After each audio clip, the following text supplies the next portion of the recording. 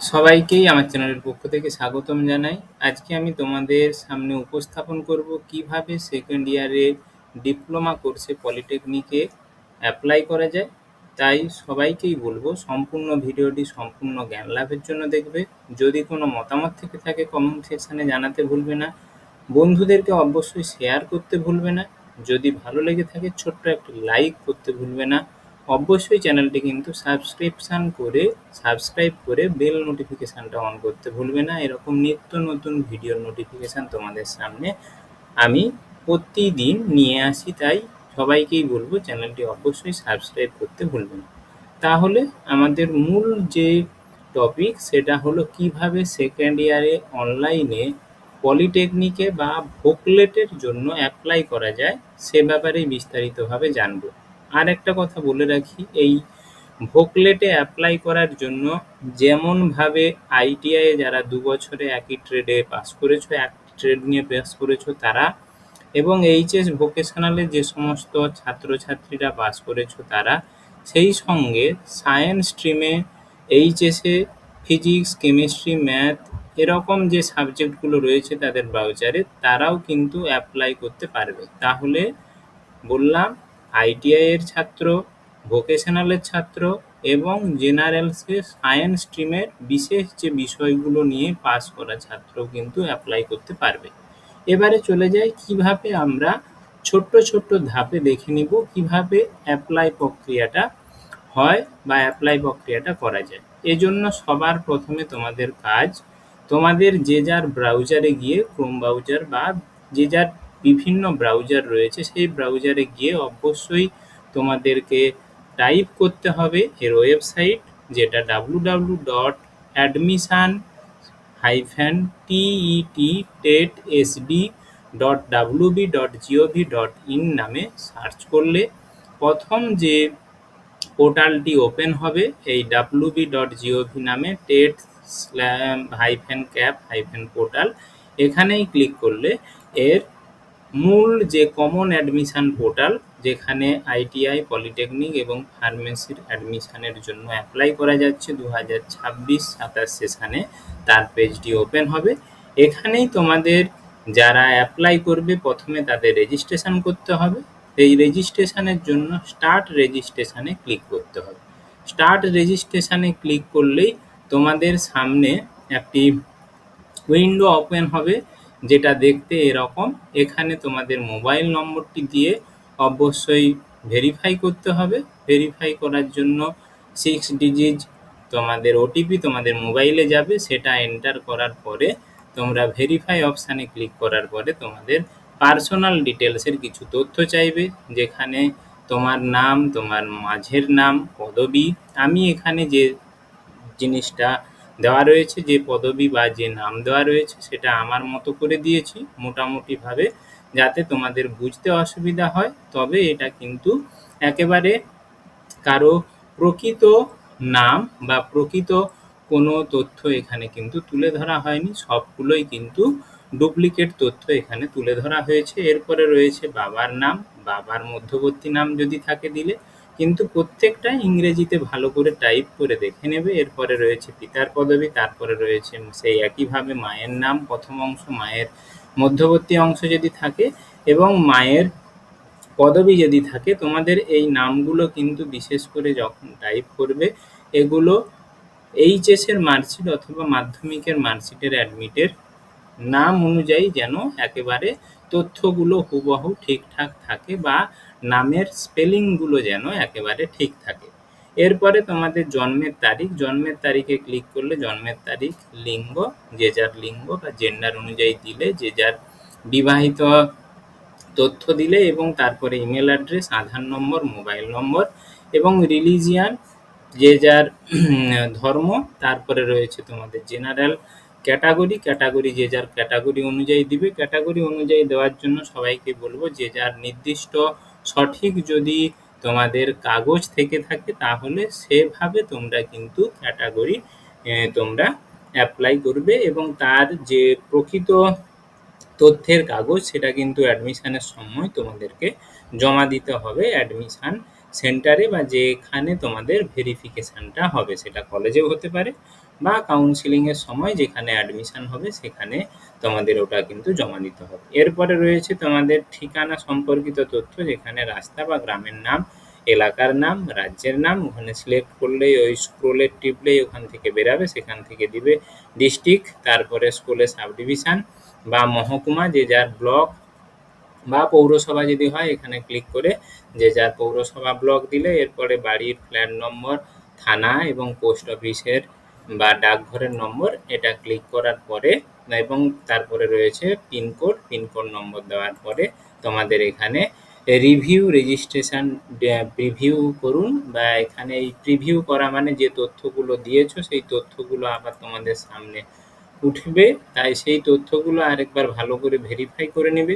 যদি সমস্যা থেকে থাকে তাহলে এডিট রেজিস্ট্রেশনে ক্লিক করে এডিট করে নিয়ে আবার সেই একইভাবে রিভিউ অপশানে যাওয়ার পরে কনফার্ম অ্যান্ড সাবমিটে নিশ্চিত করার পরে তোমাদের কনফার্ম এবং সাবমিট হওয়ার পরে তোমাদের মূল যে প্রোফাইল সেটা তোমাদের লগ ইন হয়ে যাবে বা সেটাতে তোমরা ঢুকবে। প্রথমেই রয়েছে আপডেট প্রোফাইল, এই আপডেট প্রোফাইলে গিয়ে তোমাদের কাজটি করতে হবে, যেখানে আপডেট করতে হবে। আপডেটে তোমাদের প্রত্যেকের প্রোফাইলের ছবি আপলোড করতে হবে, যেটা 500 কেবির মধ্যে এবং সাইজ পাসপোর্ট সাইজ 3.5 থেকে 4.5 সেমি।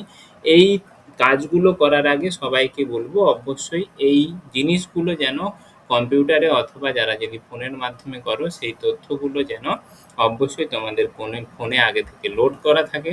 তাহলে প্রথমেই বলা রয়েছে যে প্রোফাইল তোমার নিজস্ব ছবি, সেটা 500 কেবির মধ্যে এখানে আপলোড চুজ ইমেজে ক্লিক করলে যেখানে সঠিক ফাইলটি রয়েছে সেটা চুজ করার পরে আপলোড হয়ে যাবে। তারপরে তোমাদের সিগনেচার, প্রত্যেকের সঠিকভাবে সিগনেচারের ফটো তুলে বা স্ক্যান করে সেটা সঠিকভাবে 200 কেবির মধ্যে সাইজ এনে সঠিক ফাইলটা এখানে আপলোড করলে আপলোড হবে। তারপরে রয়েছে পার্সোনাল ইনফরমেশান, যেটা রেজিস্ট্রেশন করার সময় দিয়েছিল সেই তথ্যগুলো এখানে দেখাবে, সেগুলো দেখে নিতে হবে। তারপরে রয়েছে এডিট প্রোফাইল, এখানেই তোমাদের প্রথমেই রয়েছে যে তোমার শিক্ষাগত যোগ্যতা, এই শিক্ষাগত যোগ্যতার জায়গায় এখানেই সিলেকশান করলেই এখানে দেওয়া রয়েছে এমপি, মাধ্যমিক না এইচএস না আইটিআই, সেখানে সঠিকভাবে ক্লিক করবে। যারা পাস করতে চলেছো, বিশেষ করে এইচএসে যারা এবছর পাস করেছো সার্টিফিকেট হাতে পাওনি, তাদের ক্ষেত্রে অ্যাপিয়ারিং ইনে ক্লিক করতে হবে এবং সেখানে হায়ার সেকেন্ডারি শিক্ষাগত যোগ্যতা সিলেক্ট কোয়ালিফিকেশান কী রয়েছে সেটা তোমাদের মানে হায়ার কোয়ালিফিকেশান সেটা তোমরা সিলেক্ট করবে। হায়ার কোয়ালিফিকেশান কারো এইচএসের সঙ্গে আলাদাও যদি কিছু থেকে থাকে সেটা তোমাদের স্ক্রোল ডাউন থেকে বেছে নেবে, বেছে ক্লিক করবে। যদি কোনো ফিজিক্যাল হ্যান্ডিক্যাপ থাকে তাহলে এখান থেকে ক্লিক করে ইয়েস অথবা নো করবে। ইয়েস যদি করো তার সঠিক যেন তথ্য থাকে। রিফান্ড যদি কোনো কারণবশত টাকা ফেরত হয় তাহলে সেটা কী মারফত নিতে চাও অনলাইনে যেমনভাবে সিলেক্ট করবে সেভাবেই, যেটাভাবে তোমরা জমা দিচ্ছ সেভাবে ফেরত করতে চাও না অন্য কোনোভাবে, তাহলে সেখানে সঠিক তথ্য দিবে। এরপরে এখানে ঘোষণাপত্রে এই যে নিচে বক্সটি দেওয়া রয়েছে এটা ক্লিক করবে, ক্লিক করে এখানে ঘোষণাপত্রে তারপরে নিচে কিছু গুরুত্বপূর্ণ তথ্য আছে সেগুলো সব ঠিকঠাকভাবে পড়ার পরে প্রিভিউ প্রোফাইল করলে তোমরা যে তথ্যগুলো দিয়েছিল সেগুলো সবই সামনে তোমাদের সামনে তুলে ধরবে। এবং তার আগে বলে দিই এখানে ওই যে শিক্ষাগত যোগ্যতায় যখন তোমরা ক্লিক করবে সেখানে স্ট্রিম যোগ্যতা অনুযায়ী কোন স্ট্রিমে কারা অ্যাপ্লাই করতে পারবে সেই স্ট্রিমগুলো এখানে দেখাবে। যে যার নির্দিষ্ট শিক্ষাগত যোগ্যতা অনুযায়ী সেই জিনিসটা বুঝে নিয়ে তোমরা এখানে আন্ডারস্টুড বা বুঝেছি বলে ক্লিক করার পরে তারপরে তোমরা সঠিকভাবে স্ক্রোল ডাউন থেকে বেছে নিয়ে অ্যাপ্লাই করতে পারবে। এখানেই বলেছিলাম যে যারা এইচএসে ক্লাস 11-এর জেনারেল স্ট্রিমে সায়েন্স সেকশানে বিভিন্নভাবে পাস করেছো তারা কিন্তু আইটিআই পলিটেকনিকের ফার্স্ট ইয়ারের জন্য বা পলিটেকনিকের সেকেন্ড ইয়ারের জন্য অ্যাপ্লাই করতে পারবে ভোকলেটের মাধ্যমে, এবং ডিপ্লোমা ইন ফার্মাসিস্টের জন্য অ্যাপ্লাই করতে পারবে। তাই ভেবেচিন্তে যে যা শিক্ষাগত যোগ্যতা সঠিকভাবে ক্লিক করবে, চুজ করবে, না হলে কিন্তু তোমরা কোন বিষয়তে দিতে পারবে বা কোন বিষয়তে দিতে পারবে না তার পপ আপ এখানে শো করবে। প্রথমে যদি আমি তোমাদের ক্ষেত্রে ওখানে ক্লিক করেছিলাম হায়ার সেকেন্ডারি ভোকেশনাল, তখন আমার ক্ষেত্রে দেখাচ্ছে যে আমি অ্যাপ্লাই করতে পারি ITI ITI polytechnic first year, polytechnic second year কিন্তু ডিপ্লোমা ইন ফার্মেসিতে আমি অ্যাপ্লাই করতে পারবো না। তাই তোমরা সঠিকভাবে যে যা শিক্ষাগত যোগ্যতা দেখে সঠিকভাবে এটা কিন্তু ঠিকভাবে পূরণ করবে। এরপরে তোমাদের ওই পাস্ট না অ্যাপিয়ারিং, যদি পাস্ট দাও তাহলে যেন সার্টিফিকেট থাকে সেগুলো কিন্তু আপলোড করতে হবে, বিশেষ করে অ্যাডমিট কার্ড এবং তোমাদের মার্কশিটটা এখানে আপলোড করতে হবে, যেটা পরে আমি জানাচ্ছি। এরপরে চলে যাই তোমাদের ওই বললাম যে ফটো ওখানে চুজ করার পরেই ওখানে সঠিক প্রোফাইলটা দেওয়ার পরে ওই যে ফটো সাকসেসের পপ আপটা উঠবে, ওখানে ক্লিক করলেই ওকে করলে ফটো এবং সিগনেচার পরপর ওই ভিউ প্রোফাইল করলেই পরবর্তী সময়ে যেটা তোমরা আপলোড করেছো বা যেটা যে তথ্য দেওয়া রয়েছে সেগুলো পরপর উঠবে। এবং যদি কোনো সমস্যা থেকে থাকে এই এডিট বিবরণ সম্পাদন করুন বা ওইখানে এডিট অপশানে ক্লিক করলে আবার পুনরায় সামনের পেজে চলে যাবে, সেখানে গিয়ে তোমরা সঠিকভাবে সেটা করার পরে আবার সেই একইভাবে কনফার্ম করার পরে আপডেট প্রোফাইলটা সম্পূর্ণ হওয়ার পরে এবারে অ্যাপ্লাই নাও-এ ক্লিক করার পরে কোন স্ট্রিমের জন্য অ্যাপ্লাই করছো সেটা এখানে দেওয়া রয়েছে। ফার্স্ট ইয়ারের জেক্সপোর জন্য, মাধ্যমিকের যেটা সার্টিফিকেট মাধ্যমিক পাসের উপরে অ্যাপ্লাই করা হয়, অথবা তোমাদের সেকেন্ড ইয়ার বুকলেটের জন্য, অথবা কেউ যদি সবার জন্য অ্যাপ্লাই করতে চাও তো সবার জন্য করতে পারো। কন্টিনিউ টু ডিটেলস করলে তারপরে এরকম তথ্যটা ফুটে উঠবে। সেখানে যদি সবগুলোর জন্য অ্যাপ্লাই করতে চাও কন্টিনিউ সিলেক্ট স্ট্রিম করতে পারো, বা কেউ যদি দুটোর জন্য অ্যাপ্লাই করতে চাও তো তেমনভাবে অ্যাপ্লাই করবে, যার যেটা মোটামুটি প্রযোজ্য বা সঠিক সেটা ভাবে করবে। এই যে সিলেক্ট অল কন্টিনিউ সবগুলোই তাহলে চুজ হয়ে যাবে এখানে। তারপরে তোমাদের কিছু কোটার ব্যাপারে জানতে চাইছে, কোটার ব্যাপারে ভূমিহীন কোটা, যদি ভূমিহীন কোটা থেকে থাকে বা প্রাক্তন সেনা সৈনিক হও তাহলে তার যদি সঠিক তথ্য থেকে থাকে এখানে হ্যাঁ না, বা এই কোটাতে তোমরা জানতে চেয়েছিলে অনেকের ক্ষেত্রে দুটো বা দুটোর বেশিতে অ্যাপ্লাই করতে কি পারো তোমরা, তাহলে সঠিক সেভাবে কিন্তু তোমাদেরকে কাগজপাতি দেখাতে হবে বা সঠিক সেভাবে যেন তোমাদের কি বলবো কাগজ যদি থাকে তাহলে তোমরা কিন্তু একটা জায়গায় দুটো কোটা তোমরা দেখাতে পারবো এবং তার কিন্তু ফটো তোমাদেরকে এখানে আপলোড করতে হবে। তারপরে নেক্সটে চলে যাবে। এগুলোতে যদি না হয় তাহলে সবগুলোতে নো অপশানে ক্লিক করার পরে তারপরে নেক্সটে যাওয়ার পরে তোমাদের ওই যে বললাম নো অপশানে ক্লিক করার পরে রয়েছে যে টিউশন ফিজ প্রাক্তন সেনাকর্মী বা কমন রিজার্ভেশন এখানে বলছে উইথ ইকোনমিক উইকস ইএসডাব্লিউ। এরপরে রয়েছে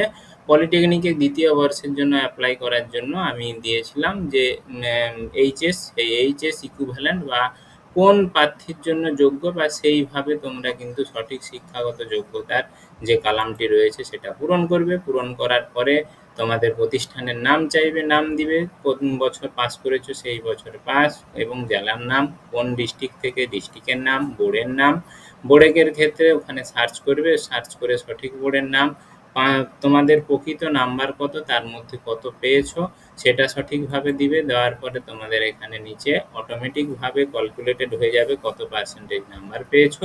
এবং তারপরে নেক্সটে গেলে এখানে তোমাদের বেস্ট অফ 5 এর যে নাম্বার বা বেস্ট অফ 5 এর যে সাবজেক্ট সেটা অ্যাড সাবজেক্টে ক্লিক করার পরে পরপর এভাবে উইন্ডোগুলো উঠবে এবং সেখানে তোমাদের পরপর কিন্তু কি না সাবজেক্ট অনুযায়ী তোমাদেরকে সঠিকভাবে নাম্বারগুলো কিন্তু পরপর দিতে হবে। সঠিকভাবে এখানে সাবজেক্ট অনুযায়ী নাম্বারগুলো দিলে তারপরে এখানে ওই প্রসিড অপশানে কন্টিনিউ ক্লিক করলেই তোমাদের এই প্রোফাইলগুলো প্রিভিউ করলে কোন বিষয়ে কত পেয়েছো সেটা দিবে। এরপরে রয়েছে ডকুমেন্ট আপলোড। ডকুমেন্ট আপলোডের ক্ষেত্রে বলেছিলাম ক্লাস 12 এর মার্কশিট বা যারা ভোকেশনালে পাস করেছো ভোকেশনালের মার্কশিট, অথবা আইটিআই পাস করেছো আইটিআইয়ের মার্কশিট আপলোড করতে হবে, অ্যাডমিট কার্ড অথবা 2 years continue admit card, HS ভোকেশনালের অ্যাডমিট কার্ড আপলোড করতে হবে যেটা 200 কেবির মধ্যে হতে হবে এবং সঠিক তার যেন ওই যে বলেছে ম্যাক্সিমাম সাইজ অ্যালাউডেড 200 কেবি এবং সেটা পিডিএফ, জেপিজি, জেপিইজি,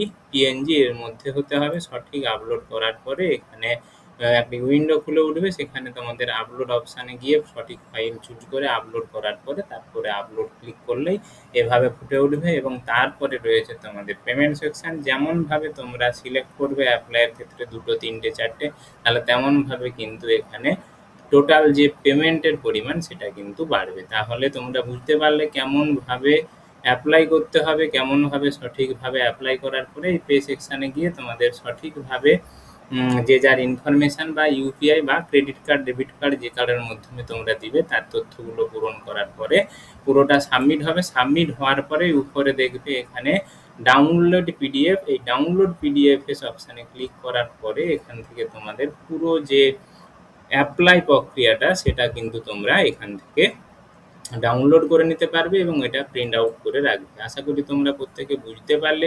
কেমনভাবে সেকেন্ড ইয়ারে ডিপ্লোমা ক্ষেত্রে অ্যাপ্লাই করবে পলিটেকনিকের ক্ষেত্রে।